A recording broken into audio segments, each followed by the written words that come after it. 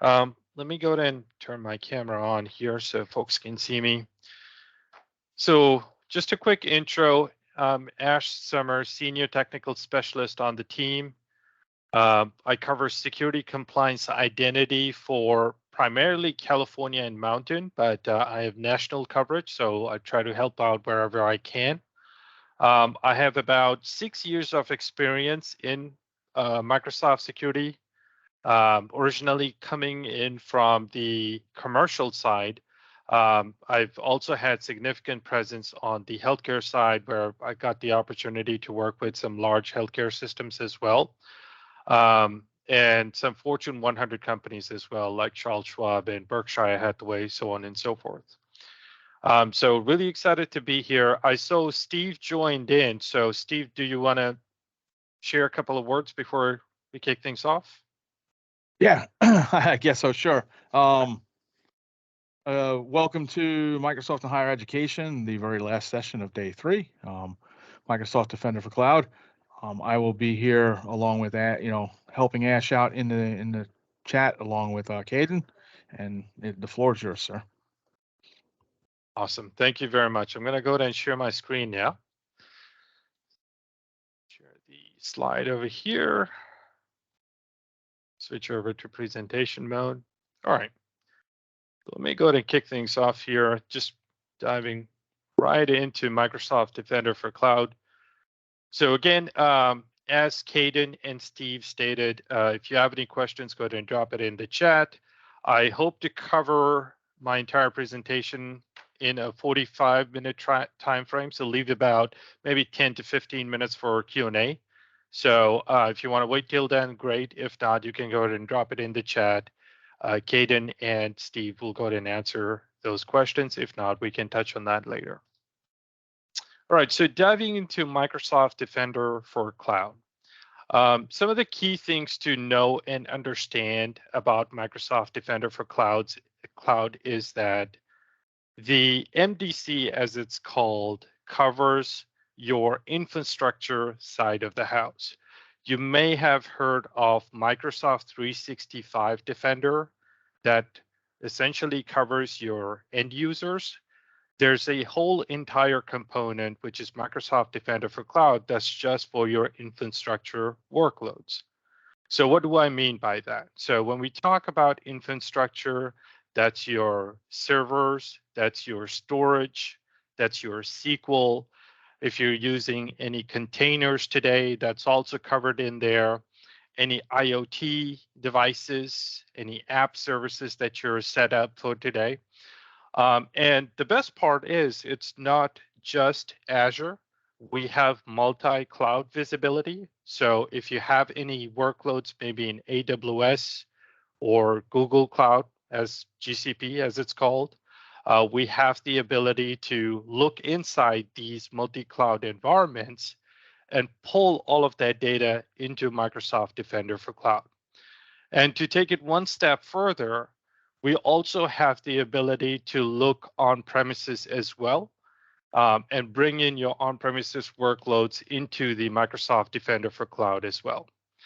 So the goal over here is to have a bird's eye view of your overall infrastructure and make sure that you are in a better secure posture state. You have better security all around in a multi-cloud and hybrid setup. And if you want to also run compliance assessments, you can go ahead and do that as well. And that's going to give you the overall compliance posture of your infrastructure as well. Now, a couple of key things to highlight in Microsoft Defender for Cloud is previously, as you may have known, it was called Azure Security Center and Azure Defender. Those two have been rebranded to Microsoft Defender for Cloud. Now, when we start talking about MDC, there's a couple of things that's key. One other thing is that in a multi-cloud setup, we now have deeper integrations with Amazon Web Services, AWS, where we are able to integrate with your AWS workloads at the API level. So meaning that we have much more deeper integration, which allows us to give you better out-of-the-box recommendations, which are relevant to the workloads that actually live inside Amazon Web Services.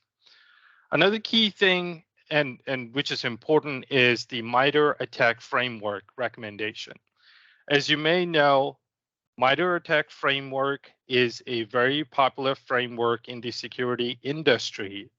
And now that we have integrations that are tied into Microsoft Defender for Cloud, we are able to go ahead and notify you if there's a ransomware attack against your organization, if there's a data exfiltration attack against your organization, if there's a multi-stage attack across your environment or in your organization, whereby some of our other competitors, if they don't have the MITRE ATT&CK framework integrated in their security products, they would just make plain generic notifications or alerts that somebody came in and modified a file, somebody came in and carried out a anomalous activity in your environment. They're not looking at the overall picture of what was the initial purpose of the attack. And that's why having MITRE ATT&CK framework integrated in your security tool is important. Another thing is Microsoft Threat and Vulnerability Management integration. So as you may know, threat and vulnerability management is key. So you'd want to know which of the operating systems need to be patched, which applications need to be patched in your environment. Any patching gaps that you have in your environment, you would want to know of. So now that we have that threat and vulnerability management integration, you'd be able to gain visibility across your entire environment and see where a patching gap exists and which are the ones you can take action on. So moving on to the next slide here. So as stated earlier, AWS has the API-based integration, and now you have the ability in the portal to go in and choose your environment. So let's just say once you set up your integration with your AWS workloads, your Google Cloud workloads, and your on-premises workloads, you'd be able to switch from one environment to another and look at recommendations that are tied to that specific environment. And as you can see, this contributes to your overall security score. So if you go in and remediate any of the issues that show up in a particular environment, you have the ability to have that be factored into your overall score. Again, that's going to increase your overall secure score, which is up top. Okay, so diving into the two sides of the house here. One is looking at the secure score policies and compliance and automation. We can talk about that for a little bit. And then we're going to go ahead and talk about the protection of your multi-cloud and hybrid workloads. What does that look like from that end? So initially starting with strengthening your cloud security posture. If we go ahead and look at the very first initial thing that you're going to see in your Microsoft Defender for Cloud is going to be your overview page, your security dashboard. That's going to give you a unified resource view of all the workloads that are tied into Microsoft Defender for Cloud. So if you have all the integration set up, your AWS, your Google Cloud, and your on-premises workloads, you'd be able to see the secure score already ran all across the multi-cloud environments, and that showing up on the screen for you. And the other thing would be if you have ran any regulatory compliance assessments, which you can across your multi-cloud environment and your on-premises environment, you'd be able to see which ones have passed and which ones have not or need attention. The best part over here is that you see some charts. You have the recommendations on the top right side where you can take immediate action right by clicking on that link and then you're going to get taken to the recommendations page where you can follow the guided recommendation that we provide you to better your overall security and compliance posture in your environment. Okay, now double clicking on the security posture assessment with the secure score, some of the areas we evaluate are access, compute, SQL, network, and apps. So we're able to look at these different areas and give you a number, a score of where your organization sits today compared to other similar environments in the industry. And then based off of that, we also give you guided recommendations as well on how you can improve your score. So once you click on improve your score, you have the ability to follow the guided recommendations that we give you. Some may be quick fixes that you can just hit the checkbox and apply the quick fix. Others may be a little bit more project related or may require a little bit more effort. But for the most part, the guided recommendations would be the best way to improve your overall secure score. Very similar to security assessment, you also have the compliant assessment and management. Let's just say if you are concerned if your environment is in compliant with maybe the NIST framework, or if you are a healthcare entity, is it in line with the HIPAA assessment or HIPAA framework, HIPAA compliance? You have the ability to select each individual benchmarks or frameworks or regulatory compliances and run a posture assessment across your entire environment. Once you do so, at the bottom on the right screen, you'll see, depending on which particular tab you select, you will get the relevant compliance controls that are in question and guided recommendations on how you can go in and remediate on any of those assessments or outcomes that you have not been in line with just as yet. So if it shows up in red, then obviously that needs your attention. So that's where you can double click and follow the guided recommendations. Now, the best part over here, as stated earlier, all of this is in line with the MITRE ATT&CK framework. And that's what sets us apart, because we do have the ability to look at different stages of the attack across your environment and tell you what's the overall purpose of the attack. When we talk about the overall inventory, not just in Azure, but across your multi-cloud environment, we want to see all your inventory that live in a multi-cloud environment and your on-premises workloads to show up in a single place. And that's where inventory view comes in. You have the ability to see all the workloads dumped into a central repository, which is your inventory. And then you have the ability to see which specific subscriptions is it tied to, where are these workloads initially present. So are they in Azure? Are they in AWS? Are they on premises? You can even segment them by running filters if you are looking at particular resources that you're concerned with. You also have the ability to pull out or export a CSV file against all those resources and hand it off to whoever it is that you want to hand it off to.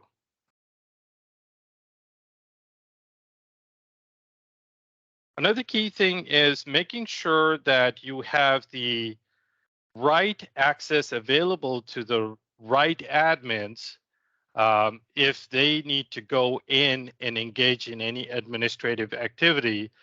For the most part, that lines up with your mission critical servers. So for example, if you have a ADFS server, if you have a domain controller, you would want a domain administrator to only have authorized access to those systems and not your user administrator or a billing administrator, so on and so forth. So there is a way to control granular access to these resources, one of which is making sure that you have Azure Purview set up on these workloads. The first step would be to label these mission critical servers. Of course, the domain controllers, the ADFS servers can be the highly privileged servers or highly privileged resources, and then only authorizing the relevant folks who should be engaging with those systems.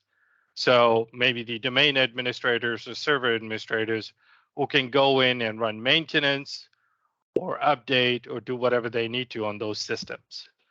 So with Azure Purview, you have the ability to do that.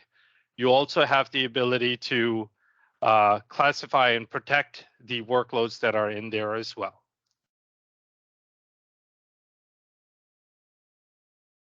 So another portion of the Microsoft Defender for Cloud is remediation, right? If we find any anomalies or any patches that need to, or anomalies or any security gaps in your environment, how do you go in and correct the problem? How do you remediate the concerned asset in your environment? So you have the ability to select quick fixes. So essentially that's Azure's way of saying, hey, this is something I can go in and take care of. So you could just go ahead and click on the apply quick fixes and the tool will go out there and correct the problem for you. You also have the ability to leverage something called logic apps. So essentially, if you're familiar with Microsoft Flow, this is sort of a breakout of that. You have the ability to create a automation capability of going in and either proactively notifying your security team or the desktop team, letting them know, hey, there's a patch that has come up in a specific application or a operating system needs to be patched. You can go ahead and design a logic app that can state, go ahead and notify the desktop team about this particular operating system or application that needs to be patched by the desktop team. They are made aware. You can also go ahead and tie that into ServiceNow as well, the ticketing system that can go on and kick off a ticket to the desktop team so that they can come in and look at which assets are in question and then apply the patching or update to that. Again, you also have the ability to leverage other integrations as well with Microsoft Teams, Slack as well. If you have a Teams set up for maybe a SOC team set up for just the SOC team members, or maybe a shared mailbox that's specifically designated to the SOC team members, you can go ahead and set up a alert that can point to sending an email out to the shared mailbox so that your SOC team members can take a look at what actions are needed from that perspective. Okay, let's go ahead and dive into the second portion over here, which is protecting your multi-cloud and hybrid workloads. So keep in mind, we are able to, looking at the first line here, security, posture, and compliance, we are able to give you a secure score that's essentially running a security posture assessment across your environment. We are able to give you a inventory showing you what assets you have across your entire infrastructure. We are also able to do compliance posture assessment across your multi-cloud environment and your hybrid environment as well. So we also do regulatory compliance. From a server protection perspective, we do threat protection through our Defender tools. We also do vulnerability assessment, so threat and vulnerability assessment across your entire infrastructure. to show you where security patching gaps exist. From an automation and management perspective, you have the automation capability that we talked about earlier. You have the SIEM integration, which ties into Microsoft Sentinel as well. So if you need to pull in your entire infrastructure workloads, and this could be your multi-cloud environment, right? Your AWS, Google Cloud, on-premises, Azure. You can feed all of that data into Microsoft Sentinel. You can also feed in your Microsoft 365 Defender workloads into Microsoft Sentinel. You can also take it one step further by ingesting your enterprise firewall logs like Palo Alto's, Cisco's, Fortinet firewalls, ingest all of the data in there along with any load balancer logs. You can feed everything into Microsoft Sentinel, and you will have one central place where you can view all the activities that are transpiring across your environment. And of course, we talked about how you can also export relevant information that you need right from the Microsoft Defender for Cloud portal. So how do we make this actionable? For the most part, it's a straightforward deployment that you do. We are able to use something called Azure Arc, a very lightweight script that gets installed on your on-premises and your multi-cloud environment workloads. So essentially, you install the script on the servers, or on your Kubernetes clusters or any other data services clusters, and we're able to do a discovery on that particular endpoint or server and bring all of that information into the Microsoft Defender for Cloud. For the Azure native workloads, you, for the most part, do not need to install any Azure Arc scripts on there. It's able to capture that information by itself. Okay, and again, very straightforward deployment, like I said, very lightweight agent that gets installed on the on-premises and multi-cloud workloads. If you are concerned with some of the other anomalies that are outside of security, for example, any application-related events, high CPU usage, or something of that nature, you have the log analytics agent that's able to capture all of that information. And that's going to be available as an extension once you deploy the Azure Arc agent to that endpoint. You can also take advantage of the Qualys tool. So as we know that Qualys is a very popular vulnerability management tool. It can work alongside Microsoft Threat and Vulnerability Management tool as well. So that's also available as the extension. And what you can couple that up with the Azure Arc tool and deploy it to the endpoints. You also have the ability to take advantage of tags as well. Highly recommend using that, especially for the mission critical servers. So for example, your domain controllers, your ADFS servers need to be tagged as domain controllers and ADFS or high value assets. During investigations, your SOC team members would be able to prioritize these high value assets by the use of tags. And of course, you have the ability to control who has access to what in your environment. So using role-based access control, you can granularly control what activities admins can do on particular resources. Okay, as stated earlier, Microsoft Sentinel would be that central repository where you're going to feed in your Microsoft 365 Defender data and your Microsoft Defender for Cloud data. So essentially all the user activities, endpoint activities, email data activities, couple that up with your entire infrastructure activities. It's all going to feed into Microsoft Sentinel. You have on the left side the multi-cloud activities as well. So GCP, AWS, on-premises as well. You can go ahead and pull in data from there and ingest it into Microsoft Sentinel. And keep in mind how I said your enterprise firewall like Palo Alto's Fortinet load balances, your F5 load balances, or Citrix NetScalers, you have the ability to capture logs from there and ingest it into Microsoft Sentinel as well. So in that sense, Microsoft Sentinel ends up being that central repository of that data. Any anomalies that are transpiring from a security incident and event perspective would be monitored over there.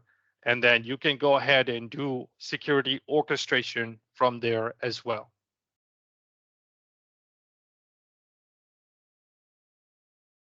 All right, so from a workload protection perspective, you have the ability to also, like I said earlier, protect your workloads in a multi-cloud environment.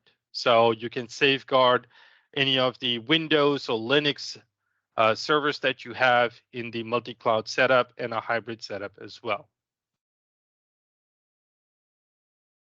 And so when we look at Microsoft Defender for servers, there's a component in there called just-in-time VM control. So essentially, you want to make sure that you are locking down your servers to a point where only authorized individuals with the right access are able to get to that particular virtual machine. But in a sense, you also want to make sure that if their identities get compromised, how do we know that it's not the attacker trying to sign in and gaining access to that particular, mission critical server or important server? So that's where things like just-in-time VM access come into play, where you have the ability to only whitelist certain IP addresses, open up certain ports that can gain access to that particular resource. So you are able to make sure that only the right users are able to gain access to that environment. And also taking it one step further with privileged access management, you can go ahead and have the admins elevate themselves by proving who they are before they can access the resource, whereby if the attacker tries to use the admin's credentials, they won't be able to go through a multi-factor authentication prompt and they will fail over there.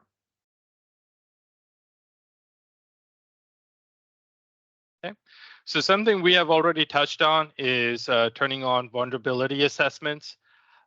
Keep in mind that we are able to do a vulnerability assessment not only for the Windows, but also for Linuxes as well. If you have any applications installed in any of those servers, for the most part, we have the ability to run vulnerability assessments on that and give you the overall picture of which applications need to be updated, which OSs that need to be updated. And if there's any shortcomings on the Microsoft Threat and Vulnerability Management, Qualys is another tool that makes up for it. So you will see two separate tabs. One will be for Qualys, the Qualys scanner, and the second one will be for Microsoft Threat and Vulnerability Management.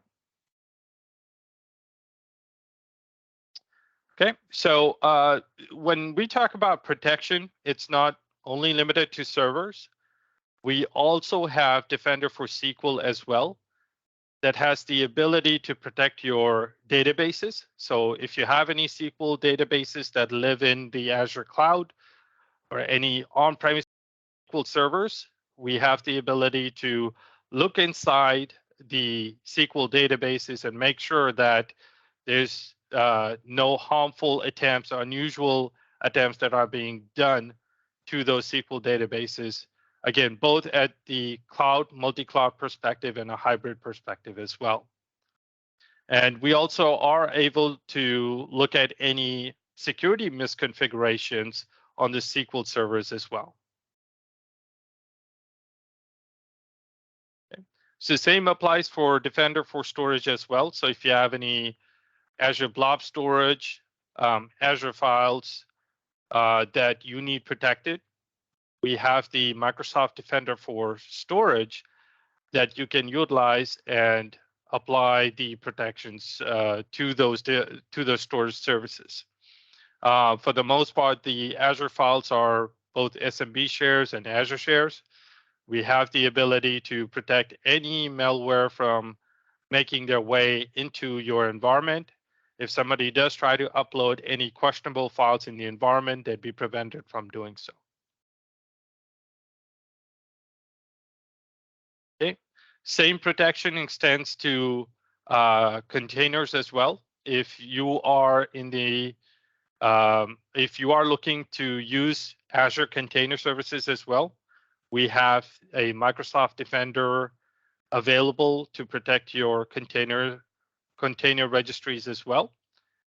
And same goes for the Kubernetes clusters. If you're using that today, we have the ability to protect your Kubernetes clusters today as well.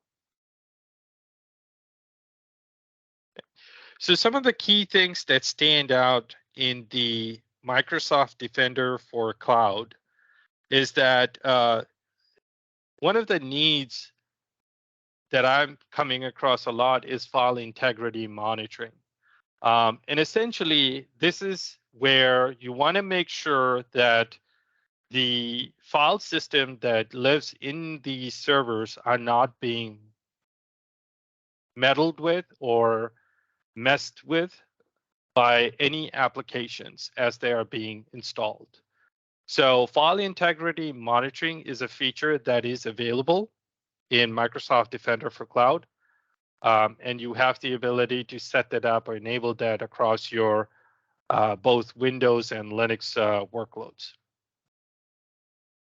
Adaptive application controls are very important as well. You want to make sure that only sanctioned applications or whitelisted applications are running on the endpoints, and your end users or admins for that matter are not venturing on their own and installing any questionable applications on these servers. So if they try to do that, the runtime of that application will fail. And you can go ahead and allow or whitelist certain applications at these servers. Okay, and again, we talked about just-in-time VM access, which is very key and important. You have the ability to lock down the ports on certain servers as well, which is important because if you feel like that the HTTPS port does not need to be opened, you can go ahead and close that out. If you feel like the only reason that the server exists is for admin to remotely connect to it and then probably try to run some maintenance tasks, you have the ability to just enable a handful of ports on a server. You also, like I said earlier, you have the ability to authorize users to come from only a particular IP address. In that way, you know that a user that's probably within your organization would be signing in from a particular IP address. Those could be approved so that they can go in and connect to those servers.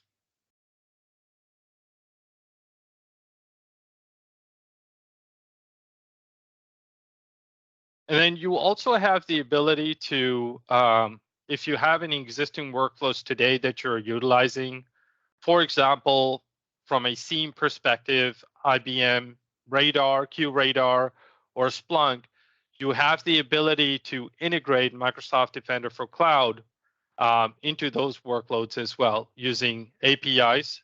You have the ability to tie those into those third-party SIEM solutions as well. You also have the ability to tie Microsoft Defender for Cloud to Microsoft Sentinel and integrate to your third-party SIEM from there as well. Okay, we already talked about this, so you also get the Microsoft Defender for endpoint alerts. So essentially, if there's any anomaly that's detected across your environment, you have the ability to gain a visibility on that particular asset or that particular anomaly in Microsoft Defender for Cloud. But you also have the ability to view those alerts in the security.microsoft.com as well. That's the Defender Security Center. If you have the integration set up, you also have the ability to see those alerts in Microsoft Sentinel as well. All right, so the most common question that I get asked is, what's the difference between our traditional Microsoft Defender for Endpoint server and the new Microsoft Defender for Cloud? I just want to quickly turn on my laser pointer here. So this is the traditional SKU of Microsoft Defender for Endpoint server that initially had the EDR, endpoint protection, and all the Defender for Endpoint features. So Azure Defender or Microsoft Defender for Cloud now gives you some additional capabilities. So if you start looking at it on the right side over here, you get that multi-cloud support. You get that just-in-time VM access that we talked about. You get the adaptive application controls that you can whitelist certain applications that can run on that particular endpoint.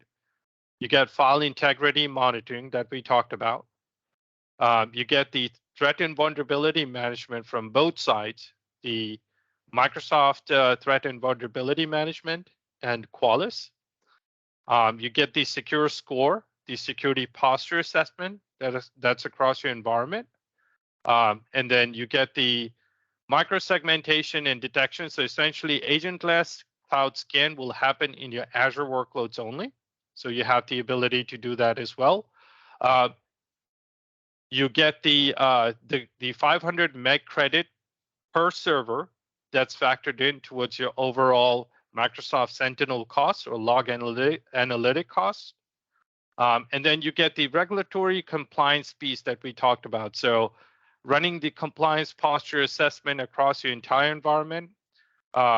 These posture assessments are ISO, NIST, HIPAA, any other popular security or regulatory compliance posture assessment that you need to run. You can go ahead and do that as well and ensure that you are in compliance. And also you get the unified experience, right? You get to see all your multi-cloud environments and your hybrid environments in one central repository, one central place. And then of course, the protection not only stops at the server level, it's extended off to your storage accounts. It's extended onto any Kubernetes clusters, any containers that you're using today, and to any IoT devices, and among other things listed over here. So today we have two different server plans. So Defender for Servers Plan 1, that's going to give you the basic onboarding that needs to be done from your multi-cloud workload environment, right? Even your hybrid workload as well. You get the threat and vulnerability management, that's from Microsoft. You'll have that ability. And of course, you will get the Microsoft Defender for Cloud and the integration of your security.microsoft.com, something that you may be using today with your users.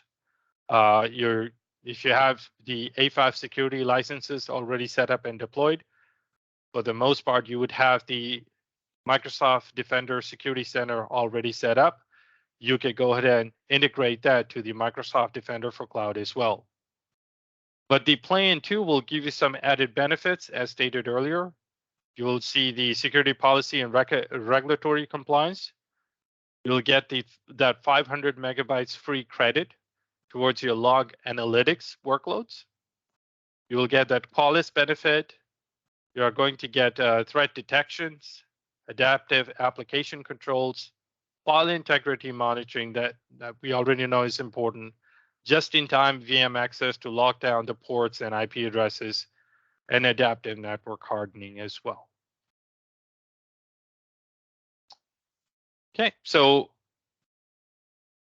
One quick area that I also wanted to cover is workshops.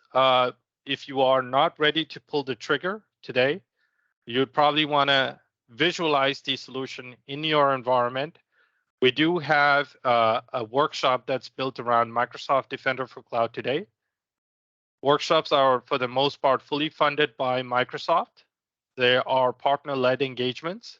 So essentially, a partner would come in and showcase what Microsoft Defender for Cloud can do for you. Okay.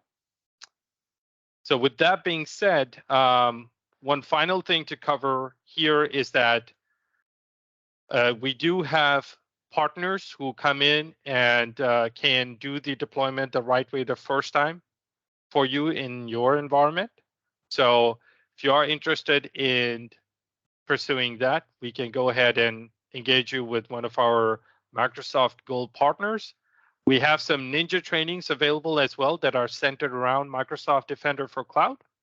And we also have Center for Internet Security that do benchmarks on our Microsoft 365 and Azure workloads. So you also have the ability to leverage that as well. So with that being said, that's my last slide. I'm going to go ahead and open the floor up for any questions. There's also, thank you very much, Ash. Yeah, there's quite a few questions in there. I've also enabled it so people can come off mute. I would ask people to actually raise their hand, and when Ash is ready, he can call them from the queue.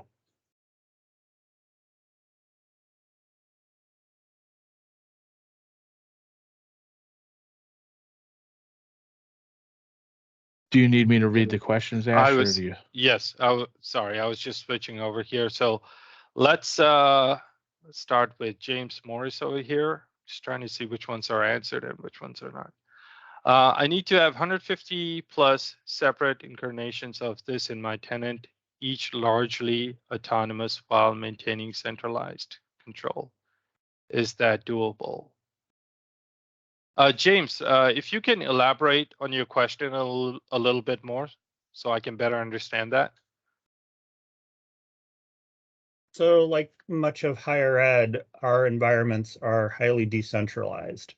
Okay. So individual departments, schools, colleges, administrative units have their own IT groups and are largely to be left alone when it comes to things like managing their devices. Right. At the same time, we have, a need to have some centralized visibility for like our CISO office. Mm-hmm. So a lot of Microsoft's Defender products have no or inadequate delegation to meet this need. Mm-hmm. And where there is delegation, it's sort of, where there is a delegation capability, it can be readily defeated at times. So I need at least 150 of these, incarnations of what you just presented on. Can I do that? Yeah. So if is it tied to a single tenant, or is it multiple tenants? No, it's a single tenant. Okay. So if it's a single tenant, then yes, it is doable. You can lock it down by who can view what resources in the environment. For the most part, a good example would be, and we did this at Adventist Health over here when I used to work there. The desktop team were just the desktop administrators, and they could see just a handful of things in the Microsoft 365 and Azure environments. So did the security teams. They would have limited visibility of certain assets or resources. Support center team, they had limited visibility or capability in the environment. So yes, you can. I just 150 sounds like a very large number. It may take you a while to get there, but yes, you do have the capability of doing that. And you have the ability to have 150 different subscriptions underneath that one tenant, and each one of those subscriptions could be delegated as well, which would probably be good for you, James, because then you don't have to worry about chargebacks or anything like that because those subscriptions can go to the individual departments as well. But you can't delegate Defender for endpoints that way. It is single instance in the tenant, and the delegation is completely inadequate. You can't delegate Defender for Cloud that way. You can't delegate Defender for Identity that way. Well, Defender for Identity, you're absolutely right. You can't. That's done on a per domain basis. So it's a little different than Defender for Cloud, if you will. But Defender for Cloud, you should be able to delegate that way because you can lock it down on a per subscription basis on who has access to what. Okay, we'll take a look. Sounds good. All right, moving on to the next question here. How does one apply a purview label at the server level? So there is documentation built around that, Brian. I can go ahead and send you links on that. But Hey, it's Ash, yes. I answered those questions. Oh, you did. Oh, Yep. sorry about that. No, It's all the way down. you're good. I saw compliance and jumped on it. And Brian, James, do you have any other questions about the answers or the documentation that I provided? I haven't had a chance to look at it yet, so not at the moment. Okay, no problem. There was one, can we prevent Defender for endpoint alerts from being exposed in Defender for Cloud? The only way I know that you would be able to stop them from coming there is to actually get Defender for server or Defender for endpoint for server and not use Defender for Cloud. When you deploy Defender for Cloud, if you're deploying it with the EDR within there, because of course you can deploy Defender for Cloud without the EDR if you really wanted to, but if you wanted to just show up in the in Defender for Endpoint portal or the Microsoft 365 Defender portal, you wouldn't be installing Defender for Cloud when it comes to the EDR portion. Does that make sense, Brian?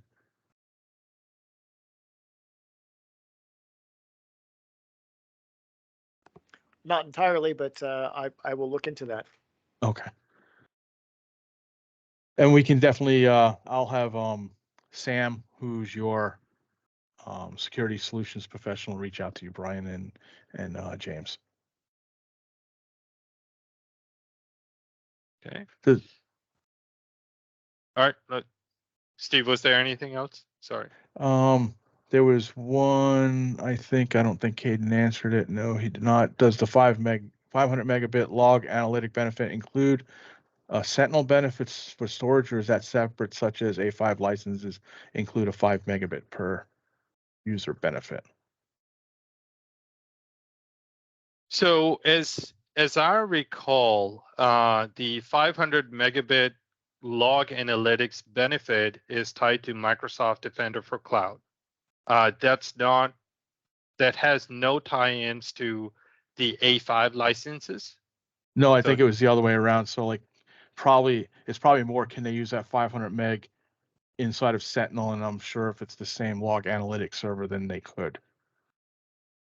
Oh, same log analytics workspace? Yes. Yes. Yes, that could be credited.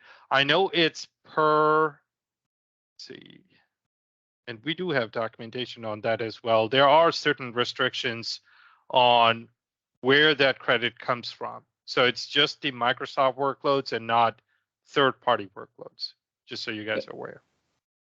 Yep, and I threw the documentation to that.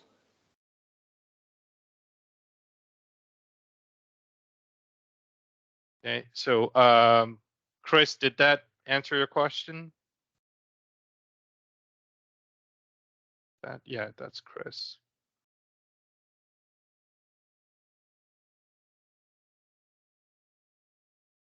He's probably away View from of the document. Yeah. All right. I think we skipped one here. The different peeling off Defender. Security Center presents us. Okay, said differently, peeling all of Defender into the Security Center presents us an RBAC and delegation nightmare I think that's kind of adding on to the previous question here.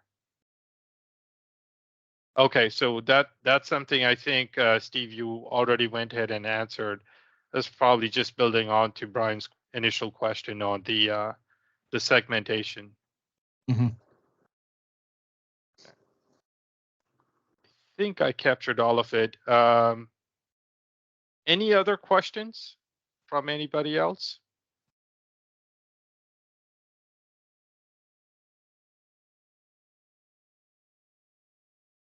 And again, if anybody's got any questions, you can come off mute or you can type it in the chat window.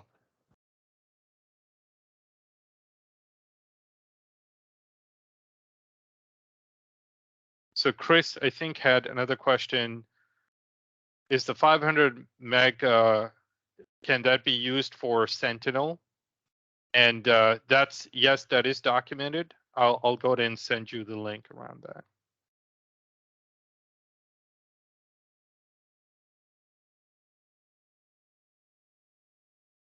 Yeah, and I think just to further clarify that a little bit, Azure Sentinel kind of sits on top of log analytics, so they work very well together. So you would be able to pull those log analytics into your Sentinel instance.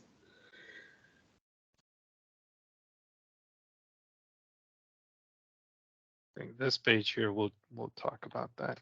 There you go.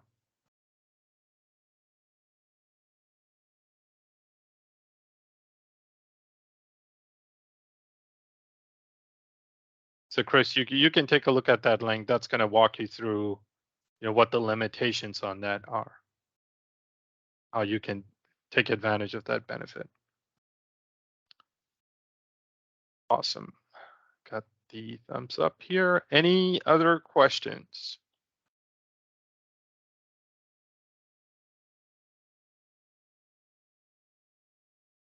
All right, then. No? If there's no other questions, we will go ahead and stop the recording and see everybody tomorrow.